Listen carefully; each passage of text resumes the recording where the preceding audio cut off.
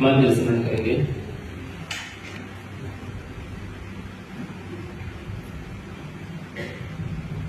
ओम नमः सिद्धं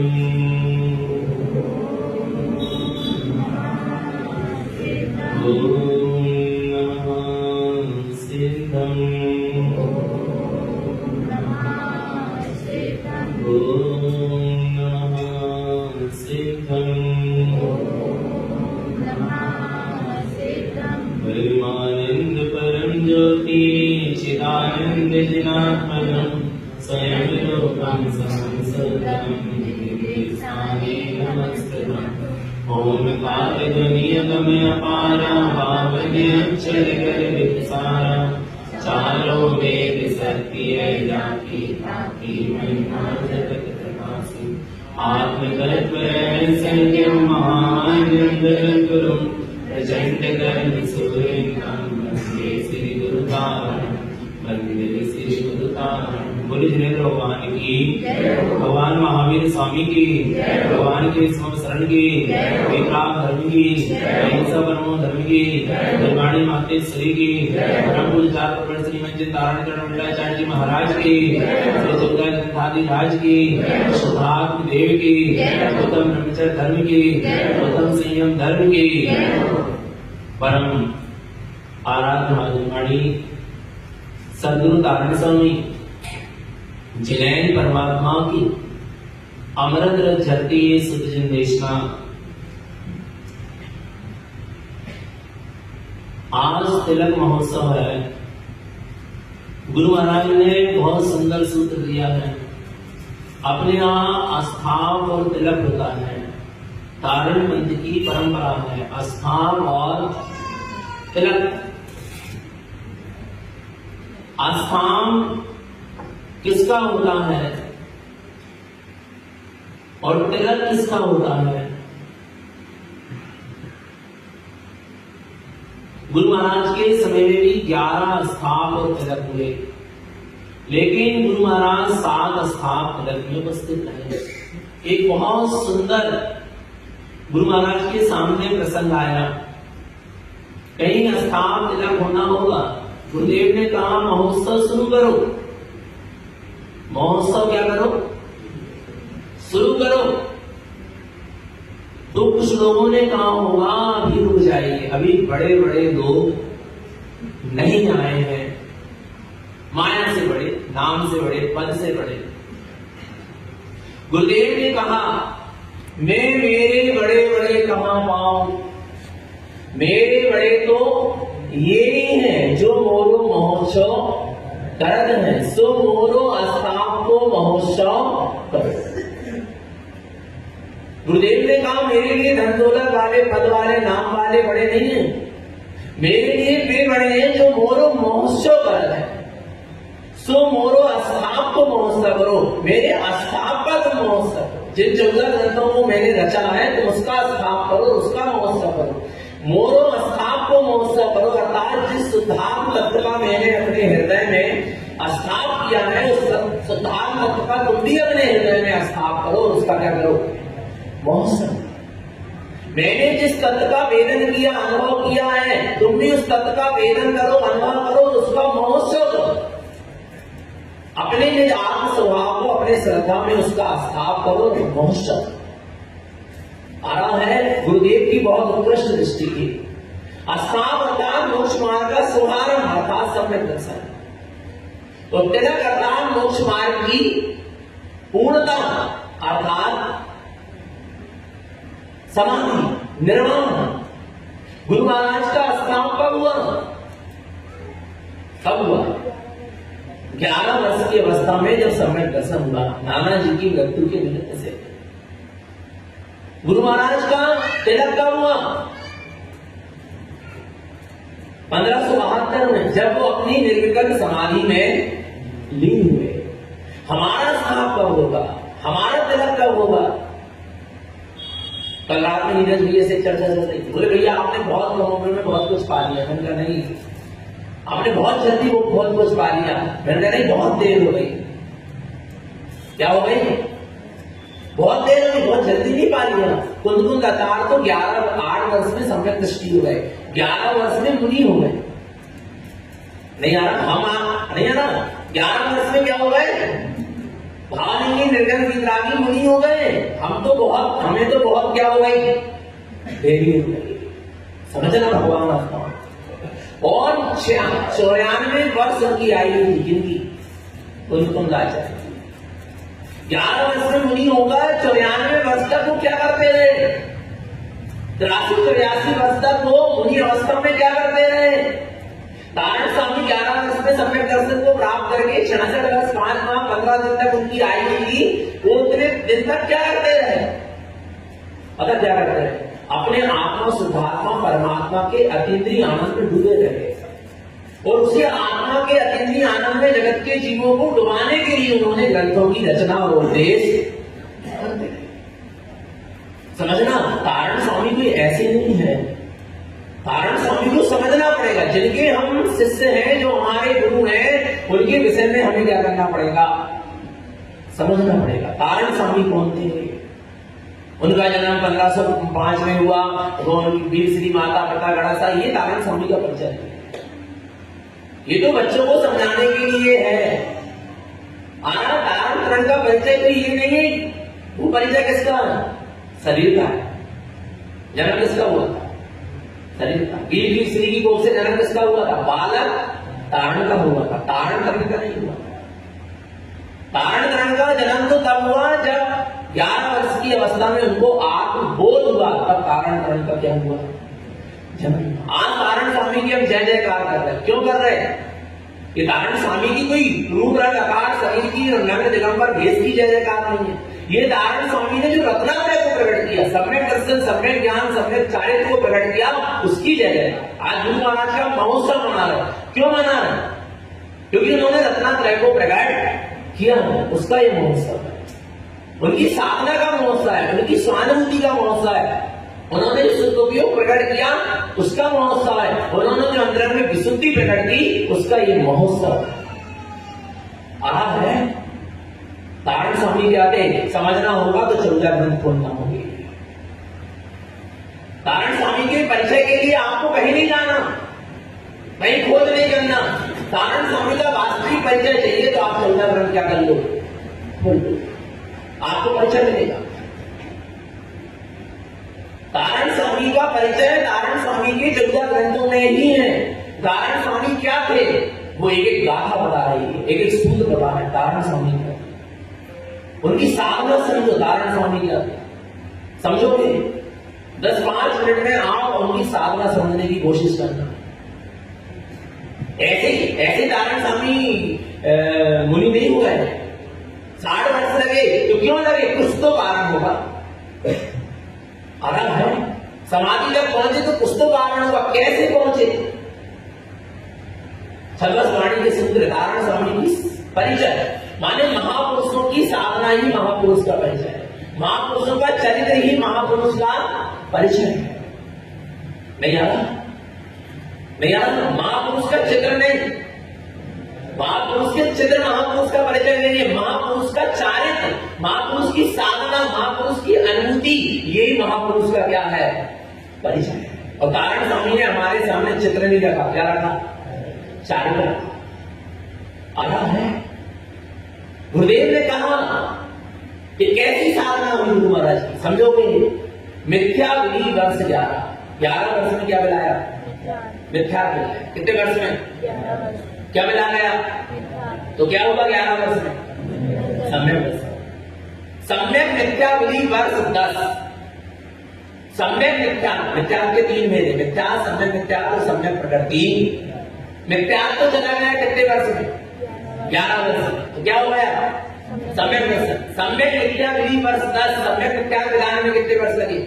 10 वर्ष लगे। 11 और 10 कितने हो गए?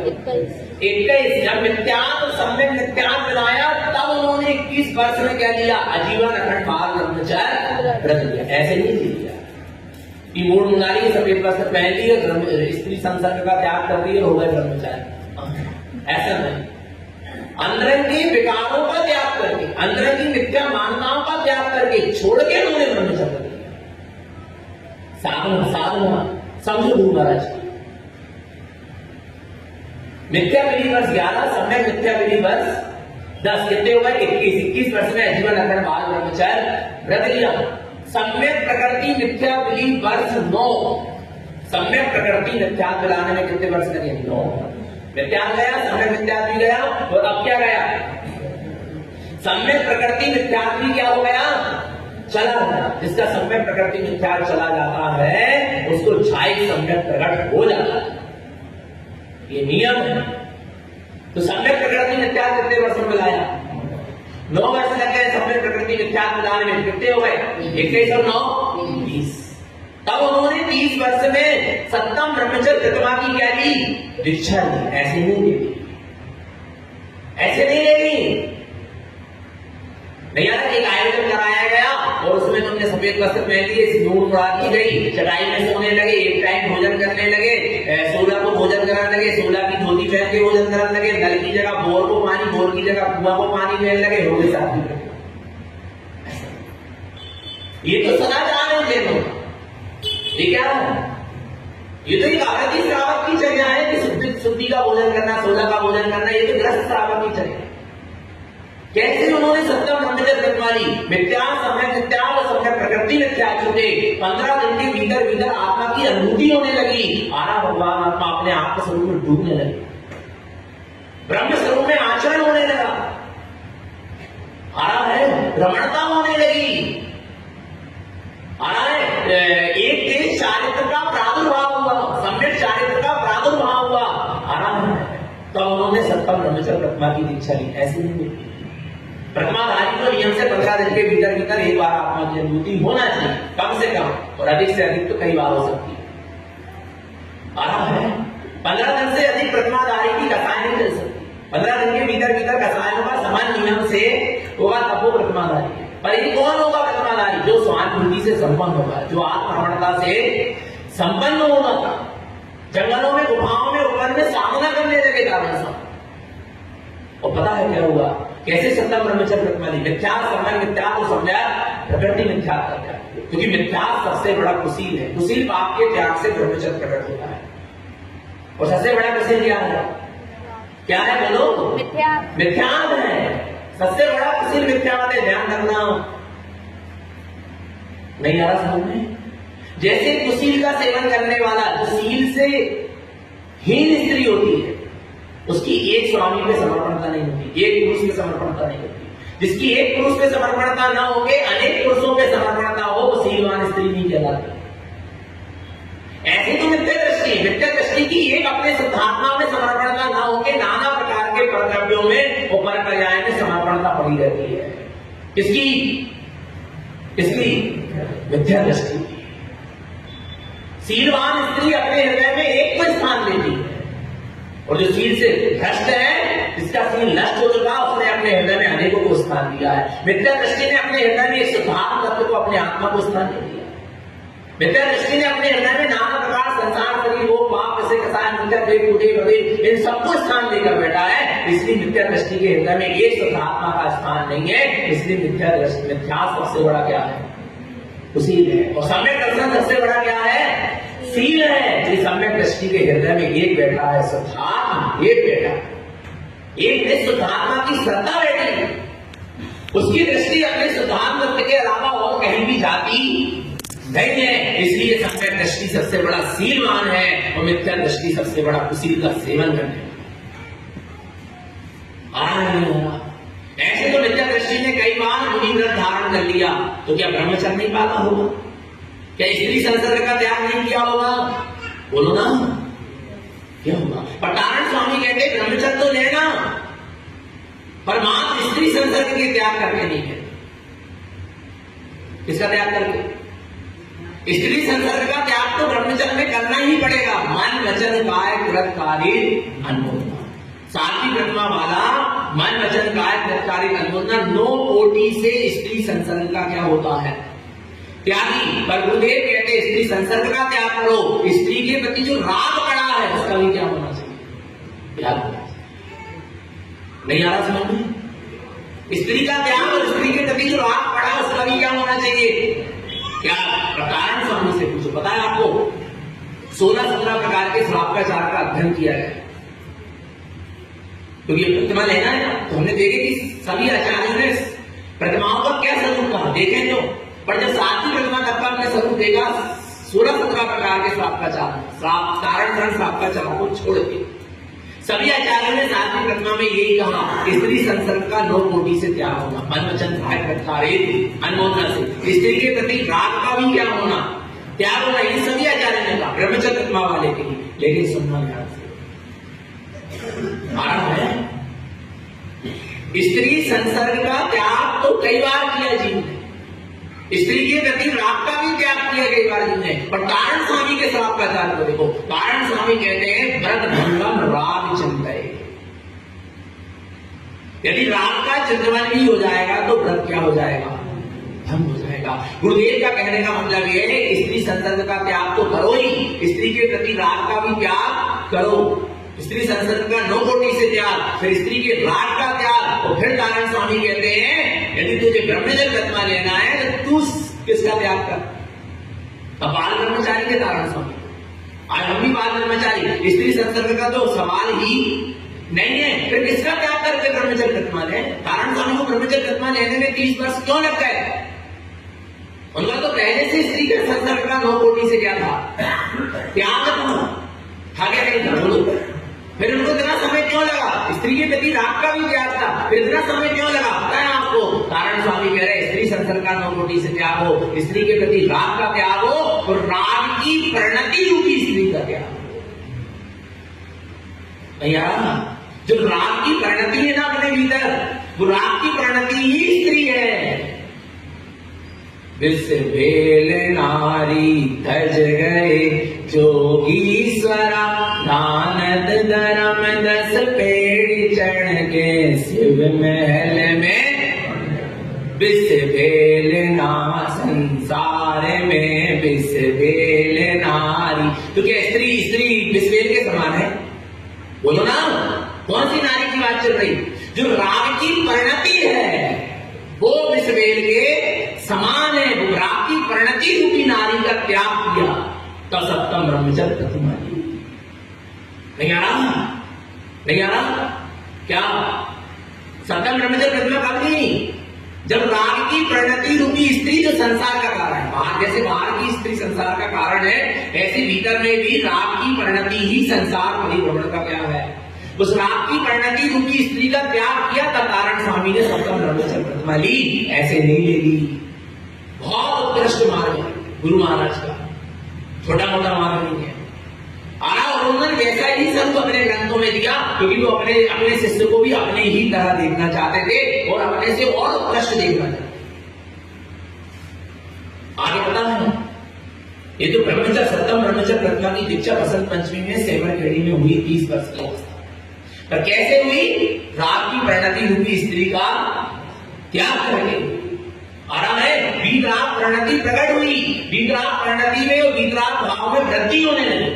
अब राग नहीं सुहारा, राग का अंश नहीं सुहारा, राग को परिणमन नहीं सुहारा, अब तो ऐसा लग रहा है कि अपने वीतराग स्वभाव में ही रमणता होती है। और पता है आगे देखना, माया विधि वर्षा, मिथ्या विधि वर्षा, निदान विधि वर्षा, माया मिथ्या निदान, ये 3 शब्द को मिलाने में गुरु महाराज को 7 कितने हो गए, 21 कितने हो गए, 30 और 21 कितने हो गए, 51। पूरी साधना है गुरु महाराज की, सल्लों को लेके व्रत नहीं लिया, सल्लों को लेके साधु नहीं हुए, मुनि नहीं हुए, संयम नहीं लिया, निसल्लो प्रति, जो सल्ले से रहित है वही कौन है, प्रति। सल्लों को पहले क्या करा, गलाया, छोड़ा, त्यागा, और सल्ले को लेके साधु हो जाए तो, रति हो जाए तो, संयमी हो जाए तो नाना प्रकार की विद्या लगी जाएगी।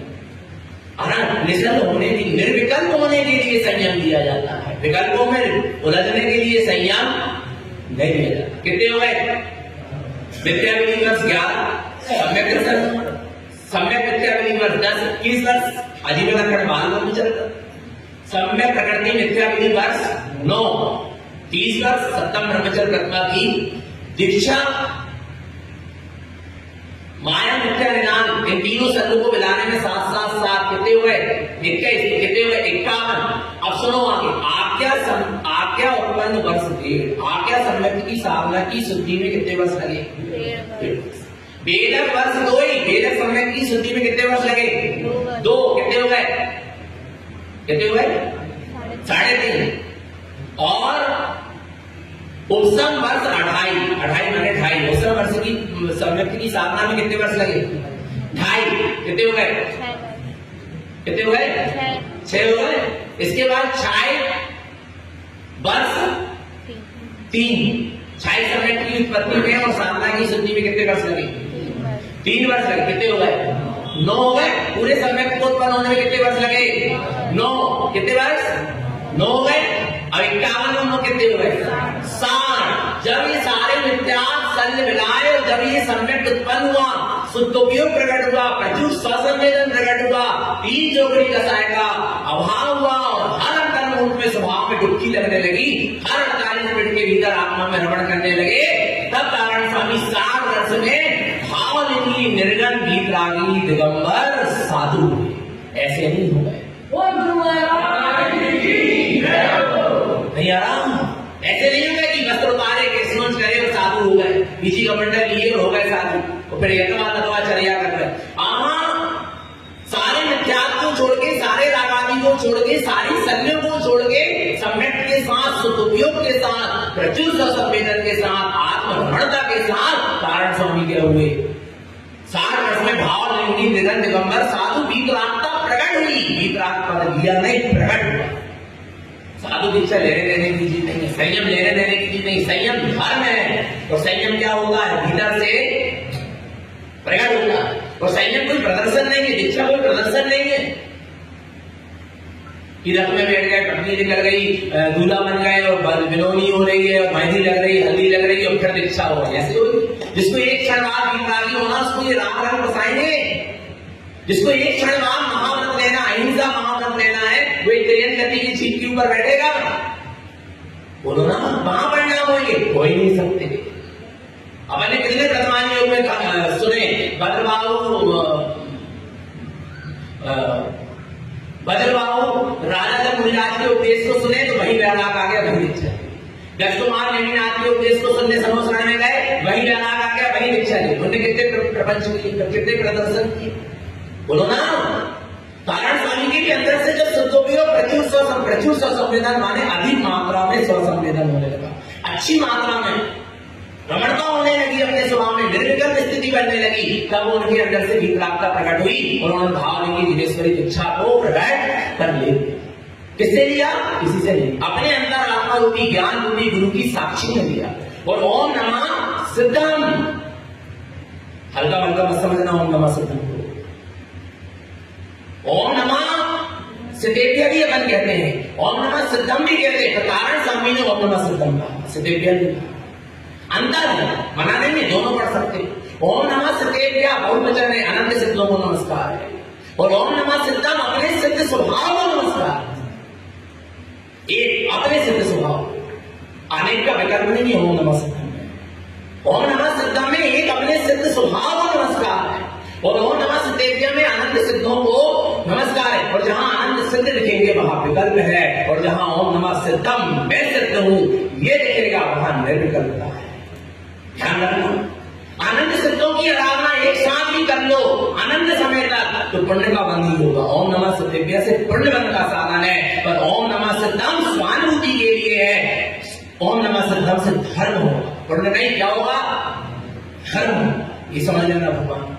ओम नमः सिद्धम मामूली चीज नहीं है। ओम नमः सिद्धम ये उच्चारण किया तुम्हारा, आप पता है ओम नमः सिद्धम जब कहते हो क्या भाव से, पता है इस उच्चारण के द्वारा उन्होंने अजीवन अखंड बात करनी चाहिए। इसी ओम नमः सिद्धम की साक्षी में ही उन्होंने सप्तम ब्रह्मचर्य प्रतिमा की दीक्षा ले ली, और ओम नमः सिद्धम कहकर उन्होंने जिनेश्वरी मुनि दीक्षा ले ली। जिस ओम नमः सिद्धम ने सम्यक्त को उत्पन्न कराया, स्वानुभूति को उत्पन्न कराया, शुद्धोपयोग को उत्पन्न कराया, वीतरागता को उत्पन्न कराया, आ रहा है भगवान आपका साधु पद को उत्पन्न कराया। जिस ओम नमः सिद्धम की साक्षी में साधु दीक्षा हुई, आ रहा है वो ओम नमः सिद्धम आज हम अपने मुख से क्या कर रहे हैं, कह रहे हैं। कितना बड़ा स्वभाव नहीं आ रहा भगवान। ओम नमः सिद्धम लोग हंसी उड़ा देते हैं, ओधा मासी धम कहते, बहुत घोर अवहेलना कर रहे हैं।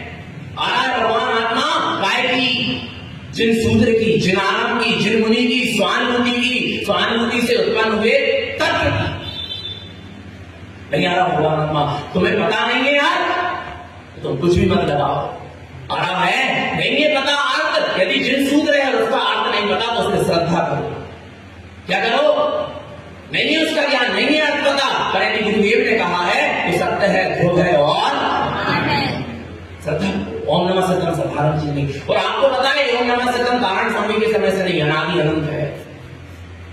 कब से है?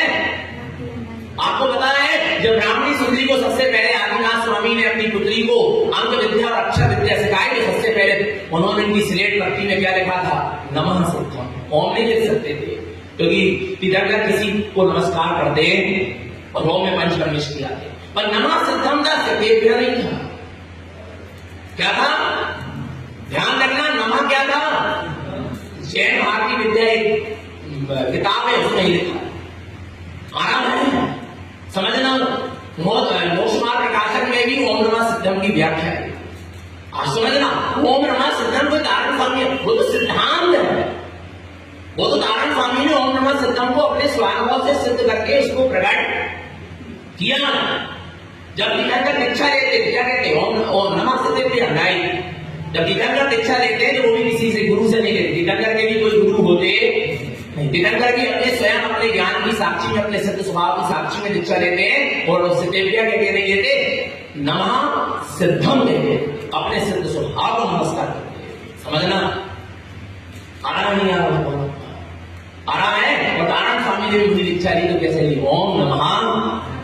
और आप बोलो ना ओम नमः, देखो आप देखो बहुत अंतर है। ओम नमः सिद्धेभ्यः बोलो ना, बोलो तो सिद्धेभ्यः, सबका मुंह खुला है, सबका मुंह खुला है, बोलो ना ओम नमः सिद्धेभ्यः, मुंह खुला है। अभी आगे यात्रा और है, अभी कुछ कहने को और है, करने को कुछ और है, क्योंकि सिद्धों को ध्याया है, सिद्ध को नहीं ध्याया।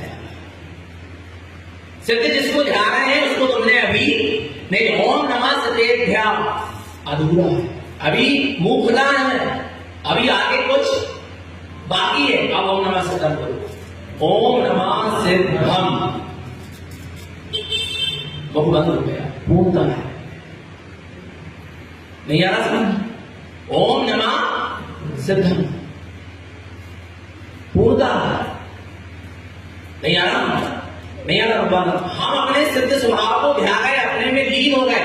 बस ओम नमः सिद्धम की आराधना से सिद्ध पद क्या होगा? प्रकट होगा। ओम नमः सिद्धम स्वभाव है, तो ओम नमः सिद्धेभ्यः उसकी क्या है? पर्याय है। ओम नमः सिद्धम सत्ता है, अपना सिद्ध स्वभाव सत्ता है, तो उससे प्रकट होने वाला सिद्धेभ्यः क्या है? सिद्ध क्या है? पद है। पद के लिए नहीं जीना है, किसके लिए जीना है? सत्ता को लेके। पद अपने आप क्या होगा? प्रकट होगा। ओम नमः सिद्धम पूर्णता है, अपने आप में परिपूर्ण है, उसके आगे कुछ नहीं। जब अपने सिद्ध स्वभाव में समा गए, उसके आगे क्या? अनंत सिद्धों को ध्याओगे तो उसके आगे कुछ है, जब तुम्हें अपने सिद्ध स्वभाव में लीन होना पड़ेगा। तो अब अपने सिद्ध स्वभाव में क्या हो जाओ? लीन हो गए। आप किसको ध्यान है? स्वयं सिद्ध हो जाओ। आ रहा है, इसलिए ओम नमः क्या? सिद्धम। ओम नमः सिद्धम।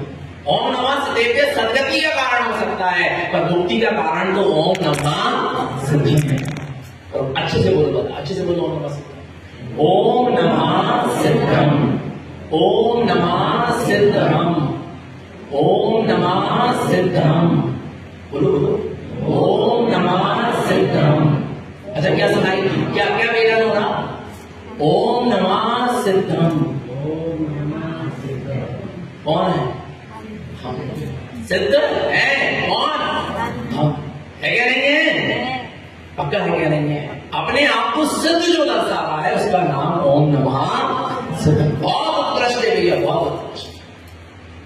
ये समझ लेना, ऐसी वैसी चीज नहीं है ओम नमः सिद्धम। ओम नमः सिद्धम में पूरा द्वार साम समा गए, भगवान की पूरी वाणी समा गई। तो किसमें समा गई? ओम नमः सिद्धम। तो ओम नमः सिद्धम पूरी षटकमल की साधना है, 36 अर्घ की साधना। ओम नाभि कमल में, ना हृदय कमल कमल में, मां कंड कमल में, सी मुख कमल में और थम बिंद कमल में। पूरी षट कमल की क्या है ये साधना है।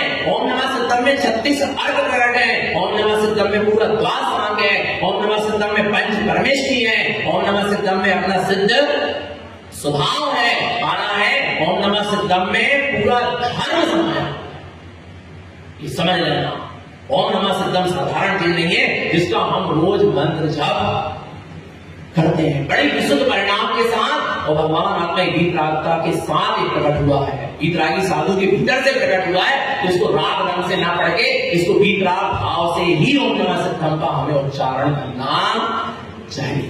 बड़ी एकाग्रता आ रहा है। उदाहरण स्वामी 60 वर्ष में क्या हो गए, मुनि हो गए। नित्याविधि वर्ष 10, वो मिथ्याविधि वर्ष 11, सम्यक मिथ्याविधि वर्ष 10, सम्यक प्रकृति मिथ्याविधि वर्ष 9, माया विधि वर्ष 7, मिथ्याविधि वर्ष 7, निदान विधि वर्ष 7, 21, आज्ञा उत्पन्न वर्ष 1.5, भेदक वर्ष 2, उपसम वर्ष 2.5 और छाई वर्ष 3, घटे हुए 60। गुरु महाराज मुनि हो गए, बने नहीं हो गए। जो बनता है वो बिगड़ जाता है, जो होता है वो तर जाता है, डर जाता है, पाप होता है।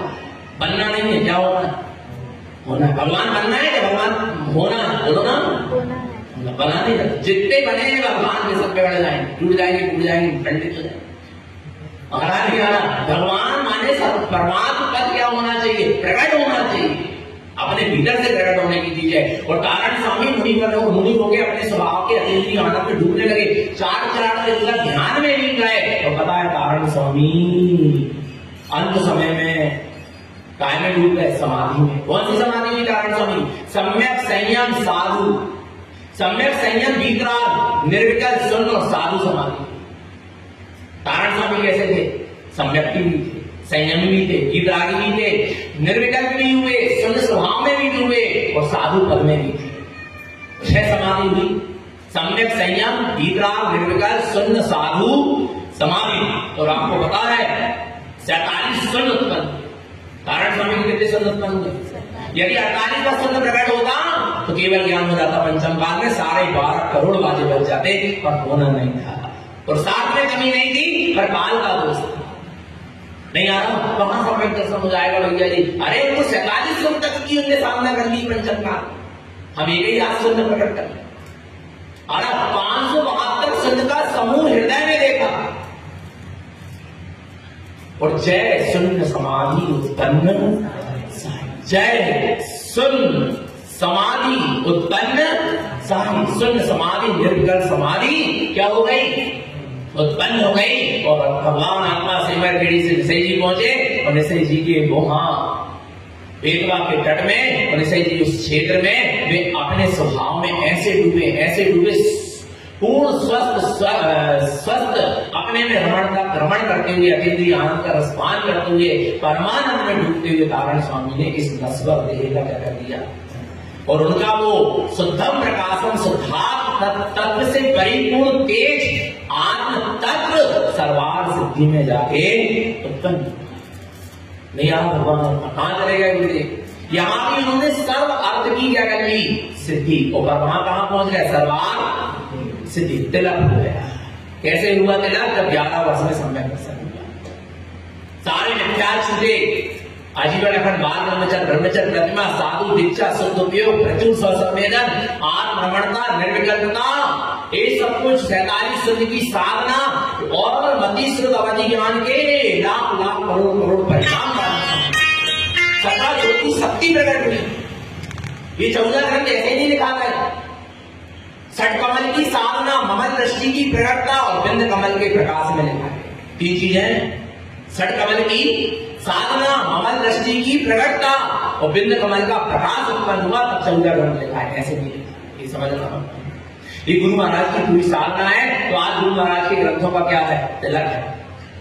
और अपना तिलक का होगा जब हम सम्यक रूपी अस्थाप को प्राप्त करेंगे, संयम रूपी साधना करेंगे, वीतरागता को प्रकट करेंगे और साधु पद में स्थापित होंगे। उसके बाद हमारा क्या होगा, समाधि पूर्वक तिलक होगा क्या नहीं होगा।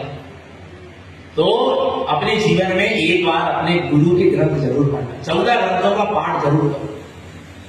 बोले भैया आपको समझ में नहीं आता, आपको समझ में नहीं आता, इतना तो समझ में आता कि आपको समझ में नहीं आता, इतनी समझ तो है कि हमको समझ में नहीं आता। 14 ग्रंथों का आदो काम नाम हमारा रोहन से लेके पंडित पूजा और आगे कमल किसी शाखाचार, ज्ञान समुदय सार, उपदेश सार, त्रिभंगी सार, 24 क्षण, ममलपाठ, भात का विशेष, सिद्धस्वा, सुखस्वा, छंदस पाणी, उन्नाम, इन 14 ग्रंथों की जरूर क्या करो, एक बार जरूर इन गाथाओं का, सूत्रों का, पुण्यों का क्या करो, पाठ जरूर करो। माला रोहन से नहीं जी, अध्यात्म था और इसमें माला रोहन से पढ़ना शुरू करो। एक बार पाठ करने की क्या है, भांजन टीका वाले नहीं ग्रंथ, टीका वाले ग्रंथ पढ़ना तो उसमें अर्थ मिलेगा, पर एक बार पूरे 14 ग्रंथों की गाथा तो जरूर अपने जीवन में क्या करो, पढ़ो। हमने वेदांत से कहा था 2 साल पहले जब आए थे कि बेटा तुम बाहर जा रहे हो पढ़ाई लिखाई करने के लिए, तुम एक बार क्या कर लो, 14 ग्रंथों का क्या करो, पाठ कर लो, क्योंकि भविष्य में क्या पता फिर समय मिला और नहीं मिला, पर जिस गुरु की आज्ञा में हमने जन्म लिया कम से कम उसका पाठ तो करो। पहले के बुजुर्ग पढ़े लिखे नहीं थे, उन्होंने तो 14 ग्रंथ को सिर में रखा, चंदन छिड़का, मंदिर विधि करी, आरती उतारी और बस इसी में संतुष्ट हो गए, क्योंकि पढ़े लिखे नहीं। अपन पढ़े लिखे हैं तो कम से कम आज अपने हाथ में 14 ग्रंथ आए तो उनको खोल के तुम्हें पढ़ तो दो, नहीं आ रहा भगवान। तो 14 ग्रंथ का पाठ एक बार अपने जीवन में जरूर करो, बार बार करना, तो बार बार आया नहीं आया तो यहाँ पर अभी 14 ग्रंथों का तिलक होना है, तो भगवान आत्मा निरंतर अपनी दृष्टि सम्यक समय बनी रहे, अपन को निरंतर शुद्धात्मा की सूरत बनी रहे, अपना सबका जीवन सम्यक तो संयम में बना रहे। यही सदगुरु की हम सभी अपने जीवन के लिए पवित्र पावन देशना बोली आचार्य कमल श्रीमद जिंदारण मंडलाचार्य जी महाराज की, सुधार देव की। देखो जब भी तिलक होता है तो व्रत मंदिर विधि होती है, अच्छे हर्षोल्लास के साथ तिलक होता है कि नहीं, ये महोत्सव है। ये क्या है, महोत्सव है। महोत्सव छोटा और बड़ा होता भैया, नवंबर में बहुत बड़ा महोत्सव हुआ, नवंबर में हुआ 4-5-6 है ना, 27-28 29 आना नहीं यार, बहुत बड़ा महोत्सव हुआ था। और जिस कौन सा महोत्सव है, छोटो सो है। आदिनाथ के संवत्सर में मारी जी का जीव बैठा था, समय दर्शन हो गया था, कितना बड़ा महोत्सव था, कितना बड़ा मेला था क्या नहीं, आदिनाथ स्वामी का संवत्सरण कितना बड़ा मेला, पर क्या मारी जी की भी बड़ा मेला बन पाया, समय दर्शन हो पाया। पर वही मारी जी का जीव जब सिंह की पर्याय में था तो 2 चारण नीति मिला उस जंगल में, इसके अलावा कोई नहीं था। पर वो छोटा सा मेला नहीं आना, भगवान आत्मा सम्यक दर्शन को प्राप्त करा दिया, वो बड़ा मेला से भी बढ़कर बड़ा मेला। जिस दिन तुम्हारी आत्म तत्व से तुम्हारा मिलन हो जाएगा उसी दिन तुम्हारा सबसे बड़ा क्या है, मेला है, महोत्सव है। और गुरुदेव ने महोत्सव नहीं कहा, महोत्सव। गुरुदेव के सूत्रों में बहुत गहराई, महोत्सव। महोत्सव कब हो रहा है, आप 24 सितंबर का नारायण स्वामी का, पंचपरमेष्ठी का, ज्ञानी जीवों का महोत्सव मना रहे। क्यों मना रहे, महोत्सव, महोत्सव, महोत्सव। नहीं आ रहा, महोत्सव। जो मोह को छोड़ेगा और सीधा क्या बनेगा, महोत्सव। नहीं है ना, जो मोह को छोड़ के समाधि को प्राप्त होता है उसका मृत्यु महोत्सव बनता है, और जो मोह में कोड़ के मर जाता है उसकी शोक सभा होती है श्रद्धा के लिए। नहीं आ रहा भगवान आत्मा, मोह को छोड़ के जाओगे तो क्या बनेगा, महोत्सव बनेगा। हमको महोत्सव की ओर आगे बढ़ना है, तो अब तिलक होना है, सभी लोग सावधान हो जाए। एक आरती प्रज्वलित कर लें और वेदांत भाई आरती दे दो।